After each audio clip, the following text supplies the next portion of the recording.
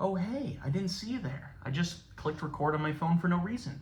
So today we're going to be doing something a little bit different, and I'm excited for it. We're going to be talking about philosophy. Specifically, we're going to be talking about Kant's golden rule, right? I feel like this is a very good introduction to like kind of philosophical ideas and stuff like that. I'm going to be taking a look at this book. It's called The Pig That Wants to Be Eaten. This is just thought experiments and stuff like that. It's a collection of them based on, philosophical works, whether it be, like expressly philosophical, like Kant's groundwork for the metaphysics of morals, or like, I don't know, Clockwork Orange, you know what I mean? So there's a lot of cool stuff in here. I did this from yesteryear, so they talk about pagers and similar things. So, if you're scared of that kind of stuff, be advised. But I think it's pretty accessible. Although, the author, like after you read the thought experiment, he'll give his little 2 cents. Sometimes a little bit wonky, and I disagree with it. But, that's not here nor there. So I'm just going to read this prompt, and then I'm just going to give a few thoughts off the cuff. And while I'm reading this prompt, I want you to take a piece of scratch paper, and I want you to say what you think about this. Feel free to leave it in the comments, or you can email me at cbiscuitalwayswins@gmail.com. It's spelled, completely normal. So if you have any thoughts, feel free to email me there. And I check that email multiple times daily, and I have not gotten an email in, like, at this point, well over a month. So feel free to send something.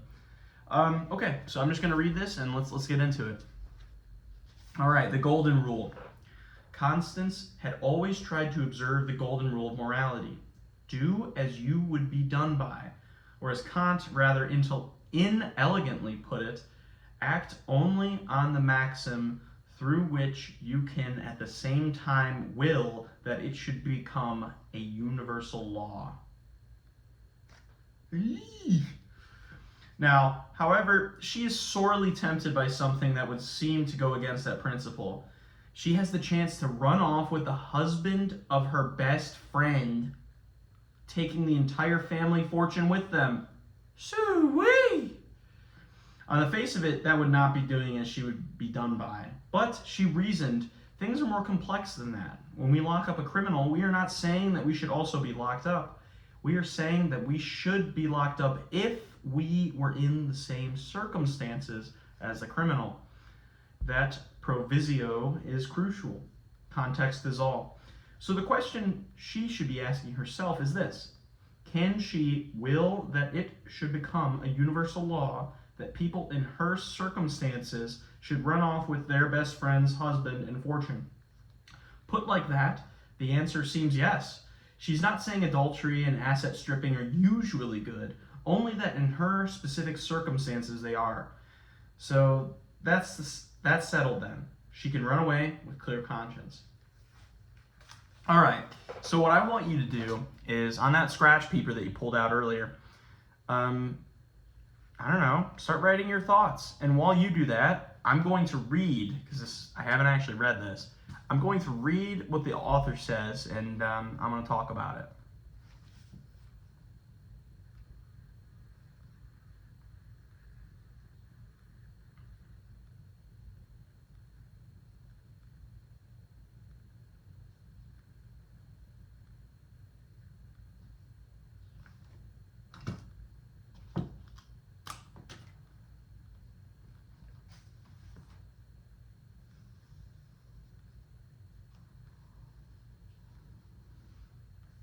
This is not a highlighter. This is a Sharpie, and this is ruining my book. We all make mistakes, right?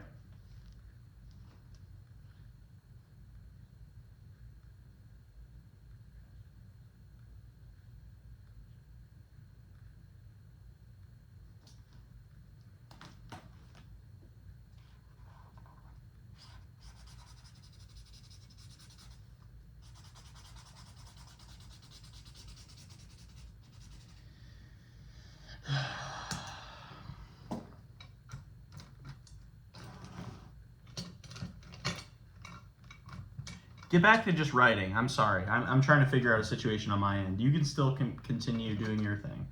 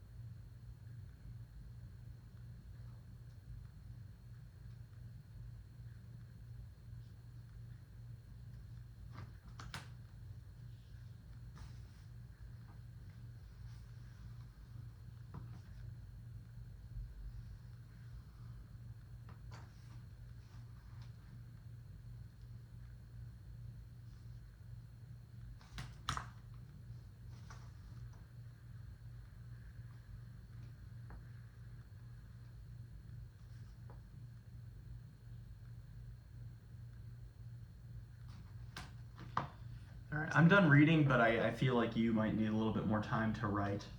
So I'm just going to give you a couple seconds to finish up. Just finish up whatever last sentence you're writing.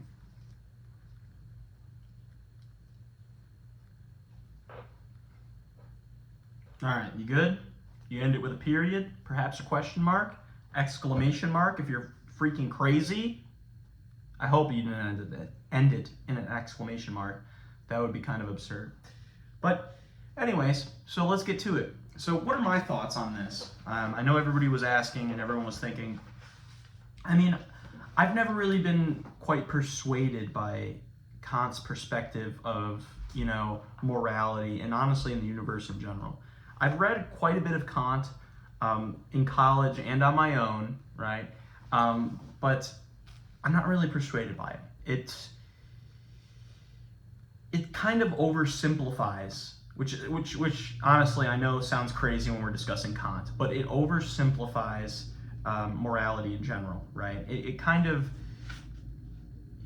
says that everything can be boiled down to a moral, immoral kind of answer. But that's not really how it is. And I think that this thought experiment really puts that on full display. I mean, whenever we hear this, obviously we're thinking, okay, yeah, no, that's immoral, right? But we don't know the circumstances of Constance is, situation, right? In her situation, it may be moral to do that, but, that's in her specific situation. And, that kind of leads us to a different thought. I mean, okay, so if it's moral to do this in some situations, then, who's to say that whatever situation we're talking about, it's not moral in, right? So let's talk about murder, right? Murder is generally not moral. Killing someone is not good. You should not kill someone, right? But can you imagine a circumstance where you personally, the viewer, would kill someone? I mean, I personally would say no, but I know most people can, right? I'm aggressively pacifist, right? If someone pulls a gun on me, I'm dead, right? But there's a lot of people I know that, could justify ending someone's life. And I feel like the majority of people would probably agree with them to some extent, depending on the circumstance. So, yeah, that creates a big problem for Kant and his golden rule, because everybody's situation is different, right? So let's take a look at the local jail. Let's take a look at how about Summit County Jail? Let's take a look at the Summit County Jail, right? Now, there's a lot of people in there for murder. And it's really easy to just see, oh, they're in there for murder and be like, wow, that's immoral, right? But to be fair, we don't know the circumstances of their situation, right? All we see is that they're in there for murder.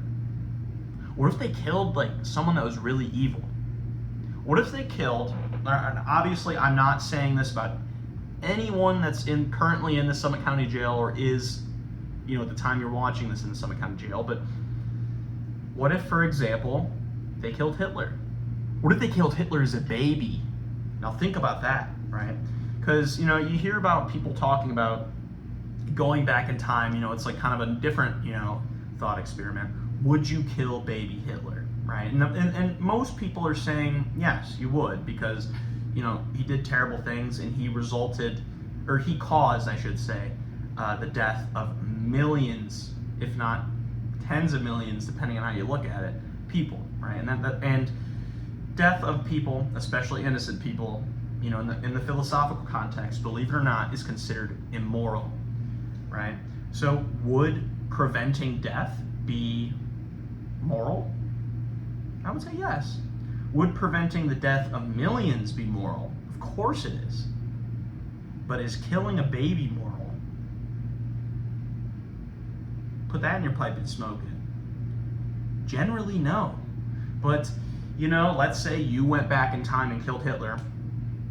You got charged with killing a baby. What are you going to tell people? You're going to tell this guy's going to grow up to be evil? Come on, nobody's going to believe you.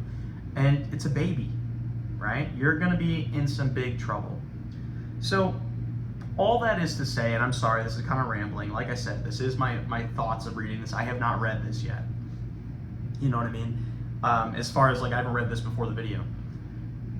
Kant's golden rule doesn't really work out pragmatically, right? I mean, is it fair to say, yeah, we shouldn't cheat on people? Yeah, we shouldn't kill people. Yeah, that is fair, right? And I would say in almost all circumstances, you should not do that, right? But the fact of the matter is, there are circumstances that perhaps, I even haven't thought of where that is moral. Go back to the baby Hitler example. Would I consider killing baby Hitler to be moral? I'm not going to answer that one, right? Because I feel like I'm not going to answer that. But, at the same time, it is worth considering. So I read the author's explanation of this, and I mean, generally, he kind of he didn't really come to a conclusion, but he kind of discussed the same kind of thing I'm talking about. So there's a few things that I marked up. As you can see, I screwed this book up. This is a completely virgin book otherwise. There is no writing in this anywhere, and I did it for you, the viewer. So I hope that you're writing this down on the piece of scratch paper. But there's a few things I want to talk about. So he said, for either one of the two extreme interpretations, the principle might be ridiculous or empty. And I'm not going to give you context for that, but I thought it was important. All right, and then there's another line that says, since we would object to being locked up ourselves, we should not lock up serial murderers. That is nonsense. The nonsense thing is what the author said. But I agree, right? I mean, there's certain circumstances where it's like, okay, yeah, I don't think I should personally be in jail, but maybe someone else should be. And generally, I think the answer is no, but that's a whole other thing, right? All right, and another thing he said is, human affairs are extremely complex, and if we fail to attend to the particularities of each case, we risk failing to do justice to them. I mean, honestly, that is a very good point. It's true, right? Like we talked about earlier, yeah, there is some circumstances where it's probably moral to take another person's life. Again, I don't really think I could ever do that, right? And I feel like we shouldn't do that. But, whenever we're talking about, going back in time to kill baby Hitler, I do think that is like an actual discussion that's worth having with yourself, right? Personally, I don't know what I would do in that situation, right? I mean, it's really easy to say that, oh, I would kill Hitler, or oh, I wouldn't kill a baby, right? But, like this author, Mr. Julian Baggini, says, I mean, it's really more complex than that. I do think the case of baby Hitler is a little bit more different. I mean, I'm much more inclined to kill baby Hitler than I am to kill literally anyone else, right? I mean, Hitler is one of the worst people that has ever existed.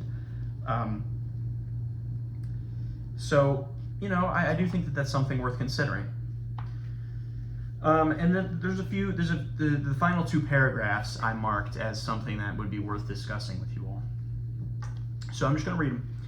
And so we come back to Constance. Her justification looks self-serving, but what if Constance's best friend actually turned out to be a lying cheat who had already siphoned off thousands of pounds from her family's bank account? He's British, by the way, sorry about that.